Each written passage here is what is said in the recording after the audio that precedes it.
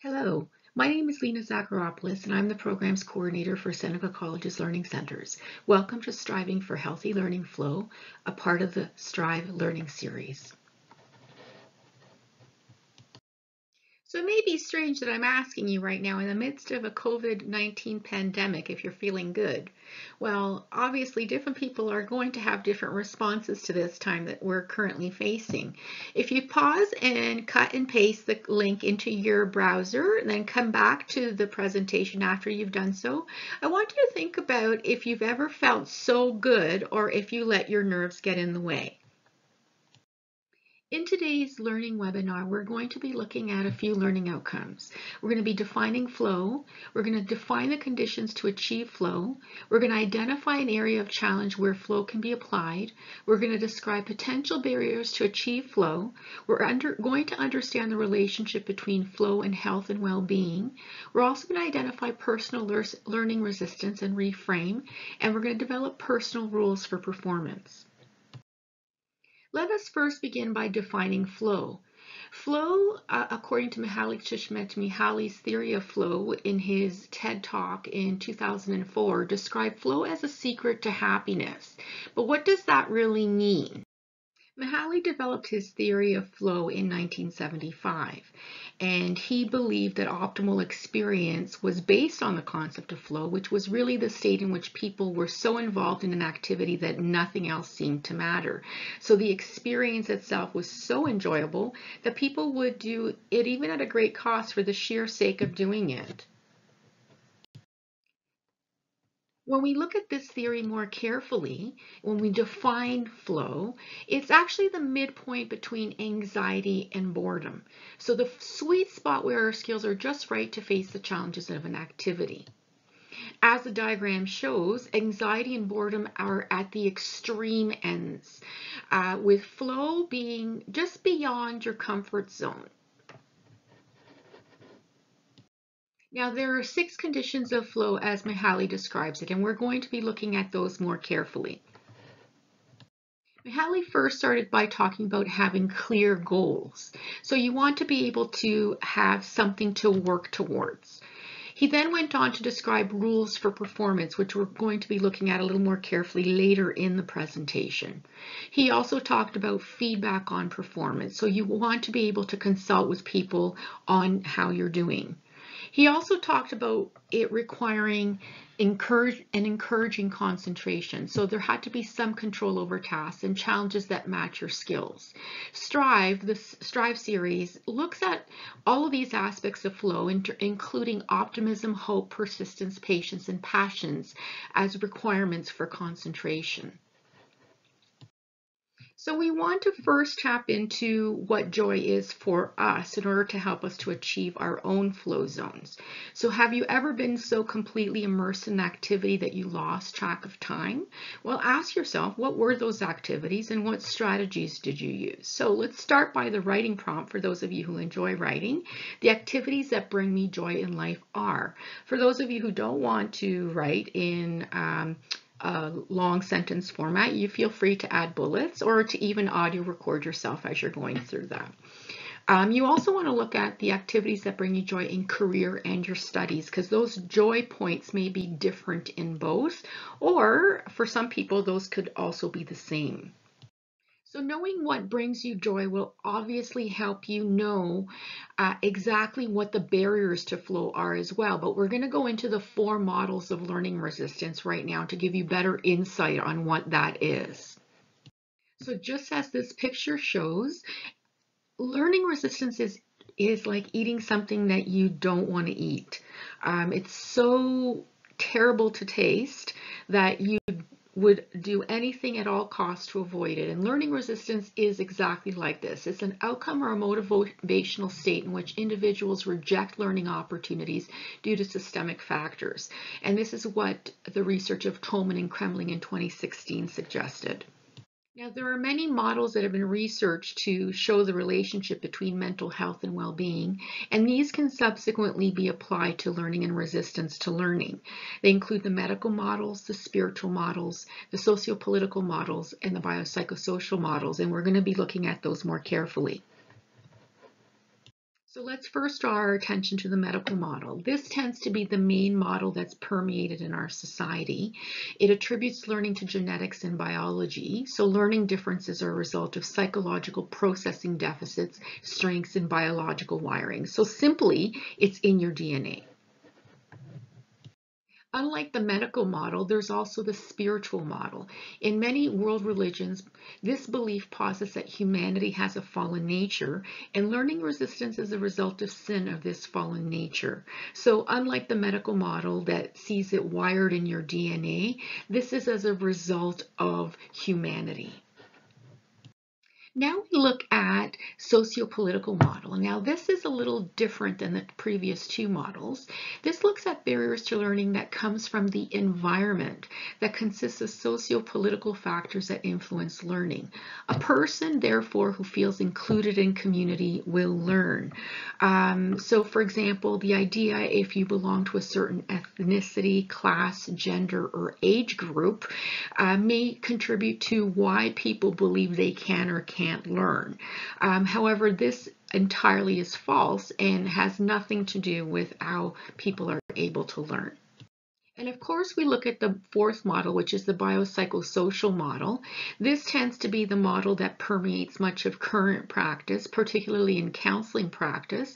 And it looks at learning resistance as a result of a number of factors, as a connection between the environment and genetics. So it's the interplay between the two, not strictly the biological as the medical model will argue, not strictly the environment as a socio-political model would argue, but a combination of the interaction between both. That brings us to the activity component of this webinar. I'd like you to identify a model that can be associated to each of the thoughts that we're going to look at on the following screen. In addition, I'd like you to think about one of your own areas of difficulty that you find you resist learning in, and I want you to, next to that thought, list what you believe may be the model that you are following.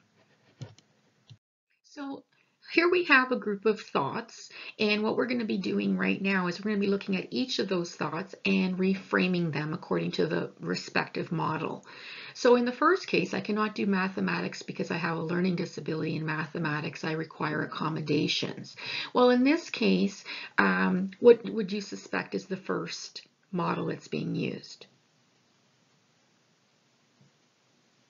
So the first model that's being used in this case would be the medical model, because they're believing that the individual is wired by their DNA not to be able to do mathematics.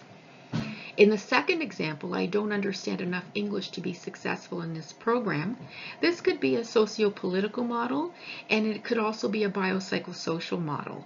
Biopsychosocial model in terms of it being a coupling of the person's DNA and how they respond to the cultural stressors.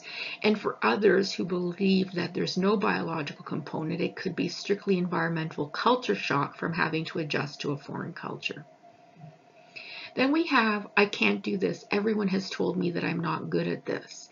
What that basically means is that a model such as this would potentially be biopsychosocial, or it could be socio-political, and it could also be spiritual, depending upon who that person has spoken to.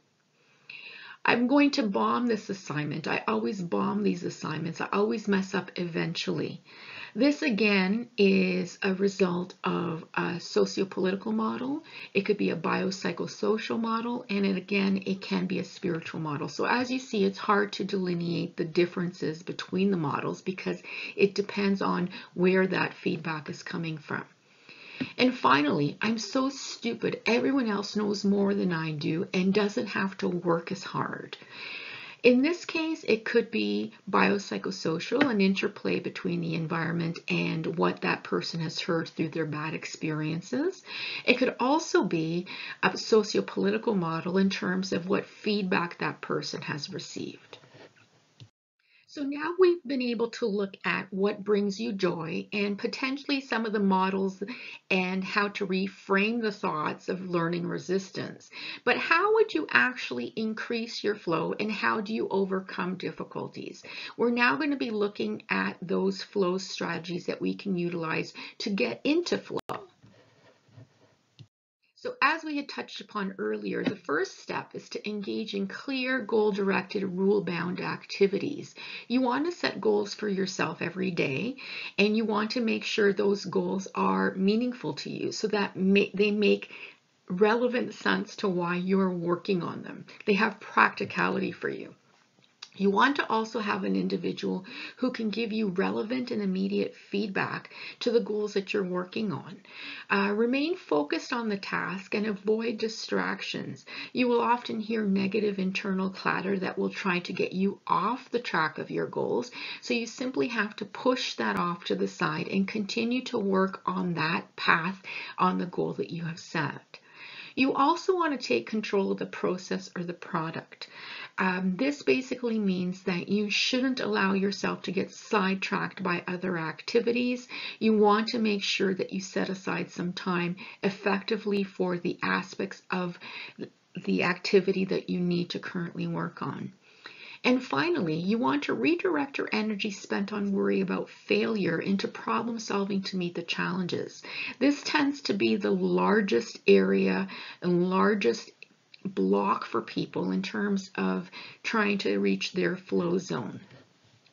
So it's important, vitally important, to redirect your energy spent on worrying, because this impacts your concentration, your focus, your motivation, and your productivity, and of course, flow.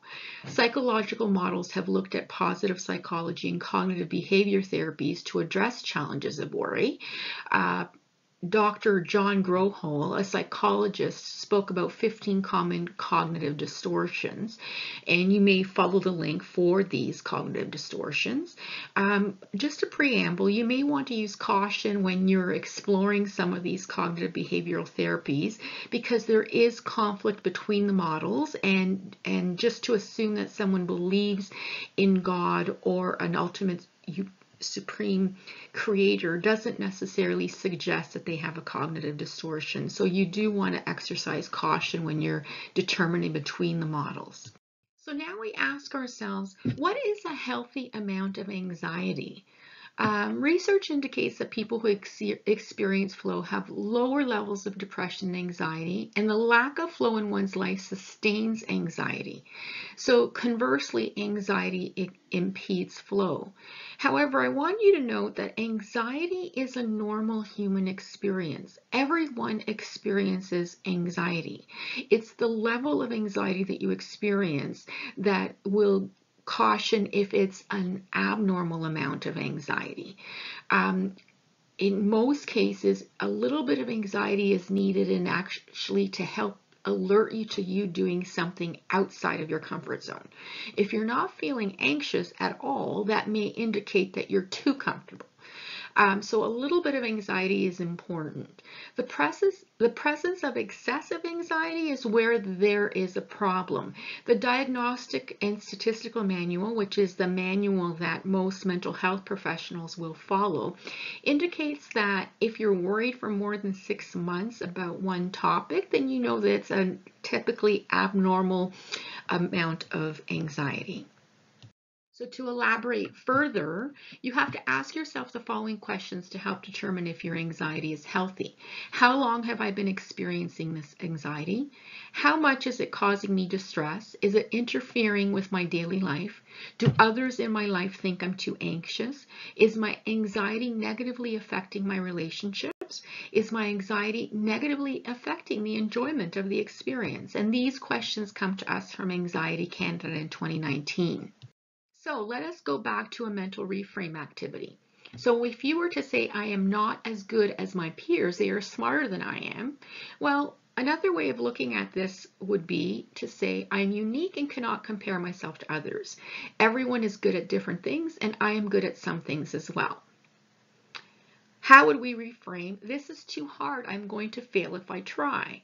Well, in this case, I'm learning something new and it is unfamiliar. It's normal for me to feel a little nervous because I am learning something new. It will pass and I will improve.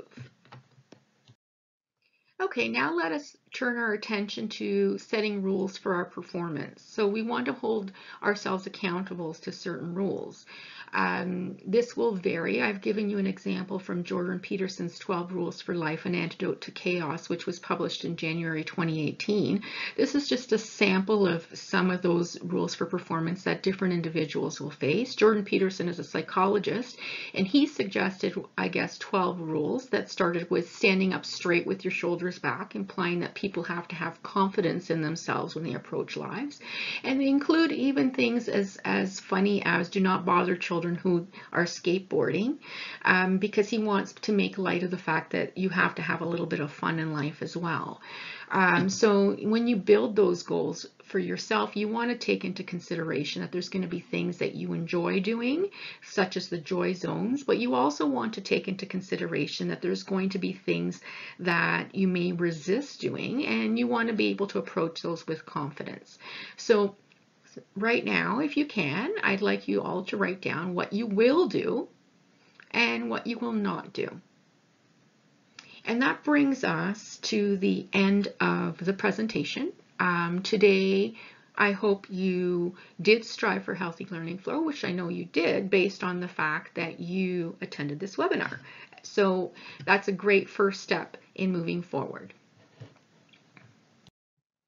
And for those of you who are interested in doing a little more research, I'm showing you the works that were cited and consulted in this presentation. These are just some starting points for everyone. There is a lot of research available.